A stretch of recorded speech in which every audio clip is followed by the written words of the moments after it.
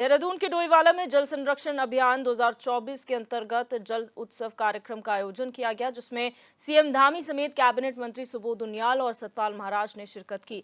कार्यक्रम में मौजूद लोगों को संबोधित करते हुए सीएम धामी ने पानी बचाव पर जोर दिया। साथ ही लोगों से भी अपील की है कि पानी की महत्वता को समझते हुए इसके संरक्षण के लिए अपने स्तर पर प्रयास करें।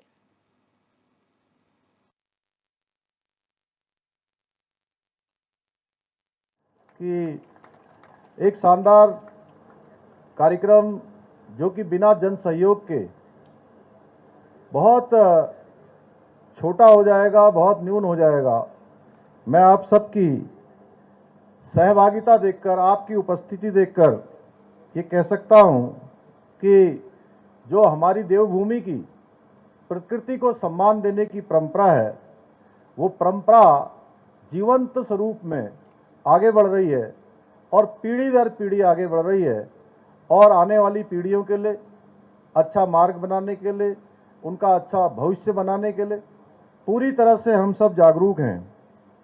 हम जल को देव की संज्ञा देते हैं और नदियों को माँ और देवी मानकर पूजा करते हैं। हमारी ऋषि परंपरा और धार्मिक ग्रंथों में जल को औषधि, अमृत और जीवन का आधार माना गया है। आप देखिए कि जहाँ भी जल होता है या जहाँ से नदी प्रवाहवान होती हैं, नदियाँ प्रवाहवान होती हैं, जल प्रवाहवान होता है, वहाँ जीवन अपने आप में एक जीवन को भी प्रकाशमान करने का काम ये हमारा जल करता है। आप थोड़ी देर के लिए सोचिए कि अगर ऋषिकेश से माँ गंगा न निकलती हो या हरिद्वार से माँ गंगा न निकलती हो तो वहां कैसा होगा। तो ये जल की महिमा है जो हमको जीवन देने का काम करती है। और जो जल संरक्षण है, इसका महत्व हमारे वेद पुराणों में भी बताया गया है और यजुर्वेद में जल संरक्षण के लिए कहा गया है कि माँ आपो हिंसी, यानी कि जल को नष्ट न करें, जल का संरक्षण करें, जितना हो सकता है उतना जल का संचय करें। हमें भविष्य की चुनौतियों का समाधान हमारे अतीत की चेतना के पुनर्जागरण के साथ करना होगा, क्योंकि जल रहेगा तो हमारा कल रहेगा। आप निश्चित मानिए, अगर जल समाप्त हो गया तो जीवन समाप्त होने से कोई बचा नहीं पाएगा। इसके लिए हम सभी को मिलकर आज से, जब हम इस जल संरक्षण, जल संचय के इस अभियान में सहभागी बन रहे हैं, तो हमें आज से ही इसके लिए प्रयास करने होंगे। आज जल की कमी को पूरा करने के लिए पूरे विश्व में भविष्य के सबसे बड़े संकट के रूप में अगर किसी को देखा जा रहा है तो जल को देखा जा रहा है। बढ़ती जनसंख्या, प्रदूषण, अनियंत्रित उपयोग से जो हमारे जल के स्रोत हैं वो तेजी से समाप्त हो रहे हैं। आप सब देखते होंगे। आज ऐसे में इस जल संरक्षण जो सप्ताह का उद्देश्य है कि हर एक व्यक्ति को हम पानी के महत्व के और उसके संरक्षण के तरीकों और जल संसाधन के प्रबंधन के बारे में उनको जागरूक करें। उसकी भूमिका इसमें वो स्वयं तय करे। इस प्रकार का यह अभियान आज शुरू हुआ है और उत्तराखंड सरकार जल संरक्षण एवं संवर्धन के प्रति अति गंभीर है। सरकार द्वारा अनेक योजनाएं और कार्यक्रमों के माध्यम से जल संरक्षण के अनेक प्रयास किए जा रहे हैं, अनेक योजनाएं बनाई जा रही हैं, अनेक विभागों को इसमें सम्मिलित किया जा रहा है। अभी आदरणीय सुबोध उनियाल जी ने और आदरणीय सतपाल महाराज जी ने बहुत विस्तार से बताया कि हमारे विभाग किस प्रकार से काम कर रहे हैं और इन प्रयासों को अधिक बल देने के उद्देश्य से स्प्रिंग एंड रिवर रिजुविनेशन प्राधिकरण अर्थात सारा का गठन किया गया है।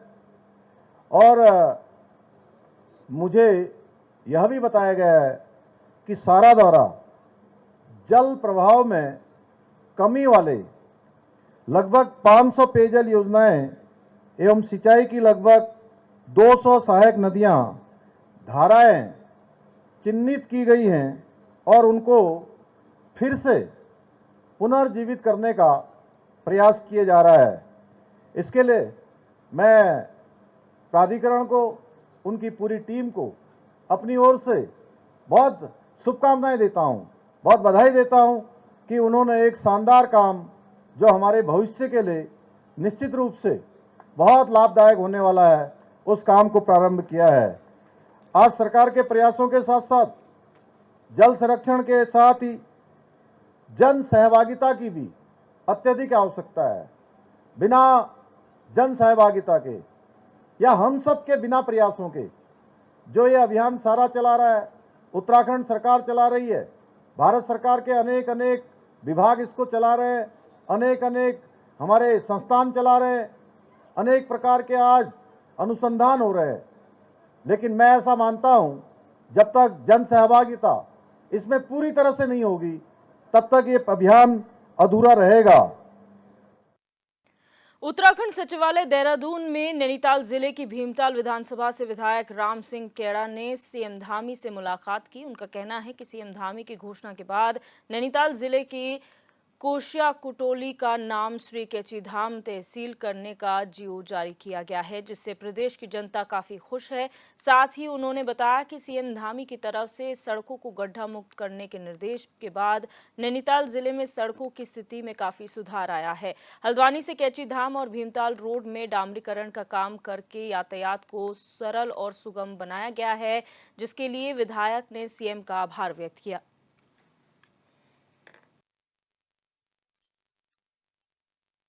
मैं माननीय मुख्यमंत्री जी को धन्यवाद देना चाहता हूं कि माननीय मुख्यमंत्री जी ने पिछली बार जो घोषणा की थी, जो वहां का कुशिया कोटौली जो तहसील थी, उस तहसील का नाम कैची धाम के नाम से रखा जाएगा।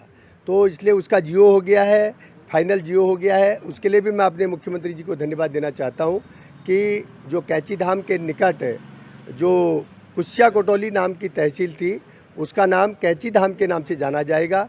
और इस नाम के परिवर्तन होने की वजह से बाबा जी के जितने भी भक्त थे सब खुश हैं, पूरे इलाके के लोग खुश हैं, पूरे कुमाऊं के लोग खुश हैं, पूरे उत्तराखंड के लोग खुश हैं और पूरे भारतवर्ष में जो भी हमारे माननीय पूजनीय हमारे आदर्श हमारे भगवान नीम करौरी महाराज के जो भक्त थे, सब माननीय पुष्कर धामी जी से खुश हैं और माननीय पुष्कर धामी जी को सब बधाई दे रहे हैं, धन्यवाद दे रहे हैं।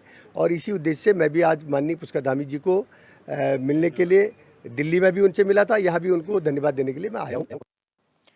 टिहरी गढ़वाल के जिलाधिकारी की अध्यक्षता में टिहरी झील क्षेत्र परियोजना के संबंध में बैठक की गई। देर शाम तक चली इस बैठक में टिहरी झील क्षेत्र परियोजना के सतत समावेशी अनुकूल जलवायु और पर्यटन विकास को लेकर संबंधित विभागों के साथ विचार विमर्श किया गया। जिलाधिकारी ने टिहरी झील क्षेत्र परियोजना के संबंध में उत्तराखंड पर्यटन विकास बोर्ड के अधिकारी को जिला स्तर पर वर्किंग कमेटी गठित करने के निर्देश दिए हैं, जिससे संबंधित विभागों से मेलजोल बनाकर परियोजना के विकास कार्य किए जा सके।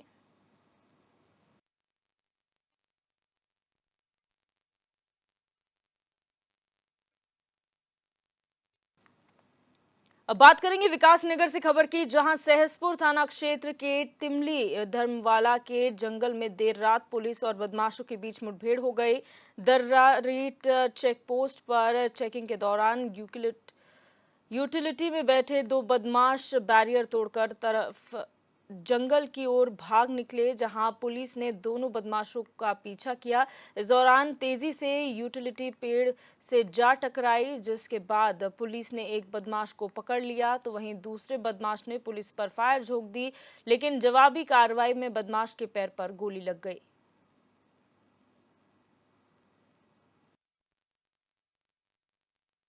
एक सप्ताह पहले खुशहालपुर गांव में देर रात्रि के बदमाशों ने जो है लूटपाट करके घर में घुसकर जहां पर बंधक बनाकर परिवारजनों को करीब 70,000 रुपये कैश और जो ज्वेलरी के घर में थी वो लूट के ले गए थे। क्योंकि घटनाक्रम में 4 लोग का नाम बताया गया, 4 लोग के बारे में बताया गया था कि 4 लोग अंदर घुसे थे, तो तत्काल लूट का इस पर मुकदमा दर्ज करके हमारी विभिन्न टीमें जो देहात की हैं, थाना की हैं और एसओजी की, उस पर काम कर रहे थे और कुछ सूचनाओं पर लगातार अभी चेकिंग अभियान भी चल रहा था। इसी सूचना के आधार पर देर रात्रि चेकिंग अभियान चल रहा था, जिसमें तिमली के पास जो है बदमाश 2 थे, इसमें जो यूटिलिटी गाड़ी से थे और जो घटना में पहले भी यहाँ पर आए थे, पुनः घटना के प्रयासरत थे यहाँ इस क्षेत्र में। उनके द्वारा पुलिस द्वारा रोकने पर वो भागे, जिससे गाड़ी वहाँ पेड़ पर उनकी टकरा गई। एक बदमाश को मौके से, जो रमजान करके नाम है, जो सहारनपुर का, उसको गिरफ्तार कर लिया गया था। दूसरे बदमाश की जब घेराबंदी की गई तो पुलिस पार्टी पर उसने फायर किया, जिससे जवाबी फायरिंग में उसको गोली लगी। उसका नाम बबलू बादशाह है, जो मुजफ्फरनगर का रहने वाला है। जालौन के संग्रामपुर थाना क्षेत्र में एक महिला का शव संदिग्ध परिस्थितियों में फांसी के फंदे से लटकता हुआ पाया गया, जिसे लेकर महिला के मायके पक्ष ने ससुराल वालों पर हत्या का आरोप लगाया है। वहीं सूचना पर पहुंची पुलिस ने शव को कब्जे में लेकर मामले की जांच पड़ताल शुरू कर दी है।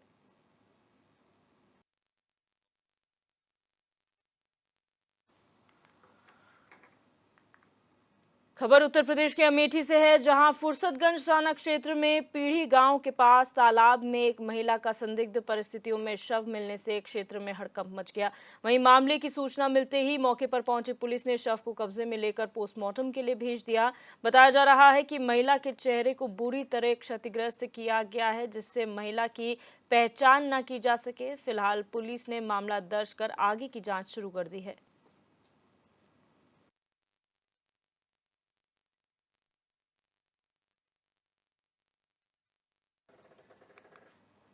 पर कुंदरकी विधानसभा सीट पर अब उपचुनाव होगा। इसका कारण मौजूदा विधायक जियाउर रहमान बर्क का सांसद बनना है। लोकसभा चुनाव के बाद देश भर की कई सीटों में समीकरण अब बदल चुके हैं। ऐसे ही कुंदरकी विधानसभा सीट पर विधायक पद के लिए चुनाव दोबारा होगा, क्योंकि वहां से मौजूदा विधायक जियाउर रहमान बर्क सांसद बन चुके हैं।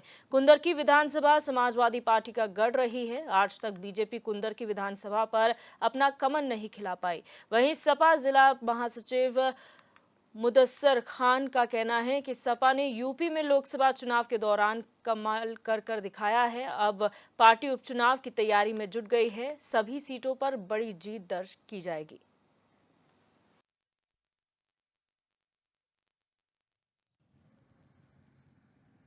देखिए, कुंदरकी विधानसभा की अगर मैं बात करूं, कुंदरकी विधानसभा समाजवादियों का गढ़ है और जिस दिन से कुंदरकी विधानसभा वजूद में आई है, उस दिन से लेकर के आज तक वहां समाजवादी पार्टी ने जीत हासिल की है। रही बात प्रत्याशी की, जनता ने कभी प्रत्याशी के बारे में सोचा नहीं। 2022 में हमने प्रत्याशी बदला था, 43,000 वोटों से हमने जीत हासिल की थी। अब की बार हमने 57,000 वोटों से जीत हासिल की है। समाजवादी पार्टी का प्रत्याशी यहाँ बम्पर वोटों से चुनाव जीतेगा। यहाँ कोई चुनाव नहीं है, प्रत्याशी कोई भी हो, निशान साइकिल होगा। ललितपुर के सदर कोतवाली क्षेत्र में जमीन कारोबारी पर 4 दिन पहले हुए हमले में नया अपडेट सामने आया है, जहां पीड़ित कारोबारी ने पूर्व मंत्री वीरेंद्र सिंह बुंदेला पर हमला कराने का आरोप लगाया है। आपको बता दें कि घायल व्यापारी का झांसी मेडिकल कॉलेज में इलाज चल रहा है। वहीं पुलिस ने मामला दर्ज कर आगे की जांच शुरू कर दी है।